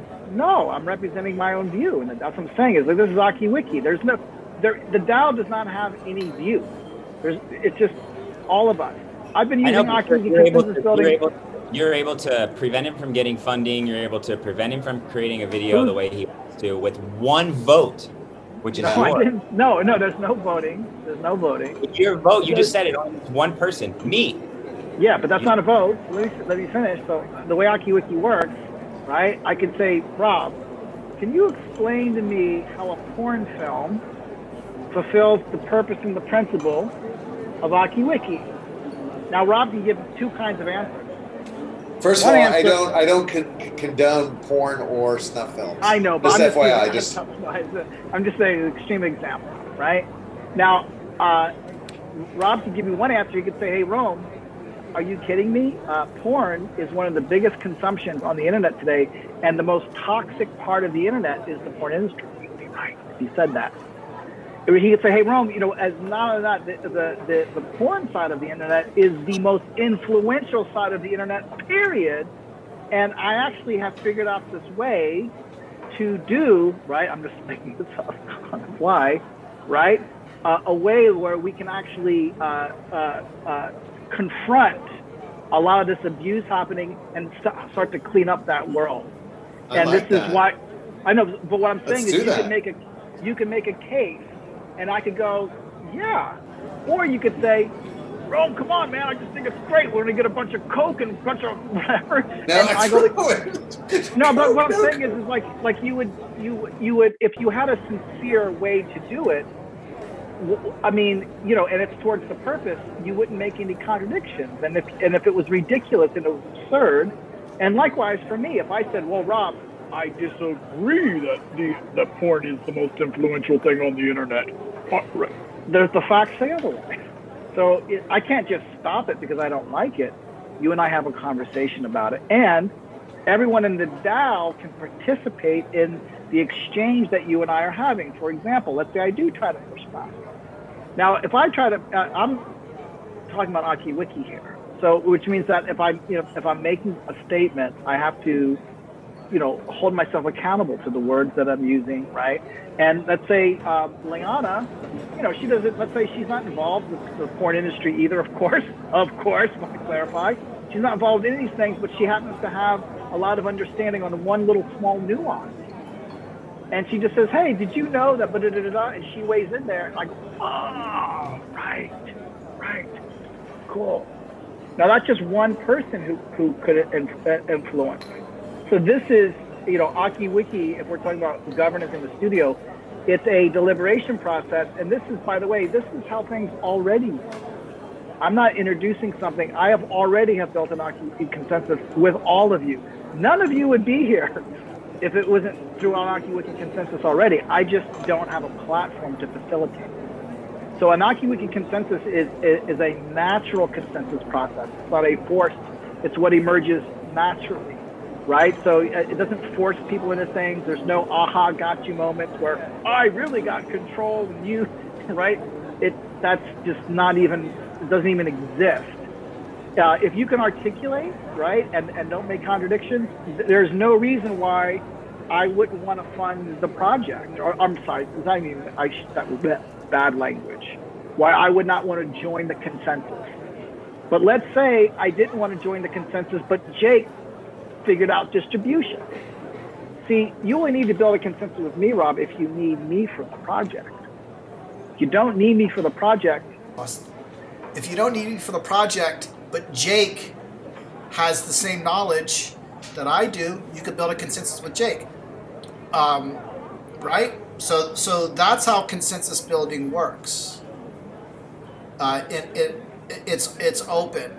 And it doesn't mean that anyone can change your project, Rob, because you would have to have consensus with them changing your project, right? So if it's like someone says, I want it to be about zombies, not cannibals, you're like, oh, what's up?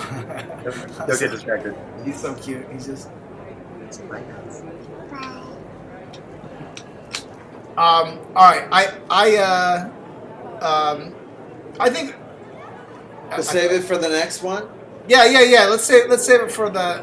I'm just curious. It didn't really answer my question all that much, but I'm just ready to keep diving in. You know what I mean? Yeah.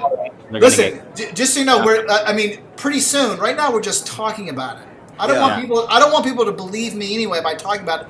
Pretty soon, you will be seeing it. Right? You'll be seeing how. So that's where we're going. We're going where I don't expect anyone to take my word for it. I want to prove it to you because this is what we're going to be rolling out, and you'll see how it works. Awesome. Yeah. I have a lot more questions too. I agree. I think seeing how it works is really going to be the defining mode to see it work, see if it works. And that's like, look how much I'm putting myself out there. For example, like with the attention currency. Right, I am going to, as part of our podcast, right? I am piloting for myself, right? With all of you already, I'm going to be introducing the attention currency, and with the exception of maybe 2 or 3 people, 4 people on this call, most of you have no expertise in that area whatsoever, and I am still going to have an incredibly deliberative process. And if someone comes in this group and says, "Hey, here's a little flaw. Have you thought about this?" If I don't have an answer, I'm going to make a change. So open deliberation is how we learn the best and the quickest, right? So this is what, anyway, I trust the process so much, I'm willing to risk myself, right? That's what I'm saying. I'm willing to, because I trust that process. Yeah. All right, but please, I want people to talk more than me. Yeah. Right, so I hope. Well, I enjoy today's conversation. I think that Jake brings up a lot of excellent points. Also, too, I'm sorry I didn't go on camera today because today I was at breakfast. I was naked. Yeah, I didn't want to do like I just had a hat on and then. Oh, that's cool. That's a cool shot, actually. So, it's one of those things where we move forward. I don't want to do any sort of snuff or porn. Just you kept on bringing that up, and I just Boring. yeah, total boring, super boring. All right. Hey, Jake, let me see your hair. You got short hair. Let me see your short haircut again. Oh, man, I haven't seen your... Wow, look at that short hair. You still have long hair. All right. Nice. All right. So, hey, this has been... Unless anyone has anything else to say. By the way, I want to start adding a podcast during the week because I have to do things with other people that involves their kind of expertise, and sometimes the Sunday is hard for them to make. Yeah. But we can start, when I put together something, anyone's welcome to join, but no one has to. But I might want to start having like specific, like I want to have with Paul, Carrie, and Moochie, have one of these conversations where we're just talking about the art, what they're doing. Let me know about that, Ron, because I would be very interested in for sure. poaching those meetings. But I'm going to start it'll be like Sundays at noon. There'll be like a Taco Tuesday or something. I don't know. But you know what I mean? Like maybe a Tuesday and a Thursday or something, and then Sunday and something like that. And then the incentive for us to show up for those Tuesday meetings, We'll you will send us tacos. Well, send us tacos. You'll send us tacos. Nice. NFT a day, keep podcasting away. Yeah, exactly. It's great seeing everyone. That could be a fun thing because maybe we all do eat taco. I do send tacos somehow. I love it. No, I'll eat tacos and have margaritas like Taco Tuesday. Hello. All right, Donzo. It's great talking to everybody. Great seeing everybody. Bye. All right. Thank you. So long. All right, see y'all. Peace. Bye. All right. Thanks, everybody. Bye, y'all. Bye-bye. Bye.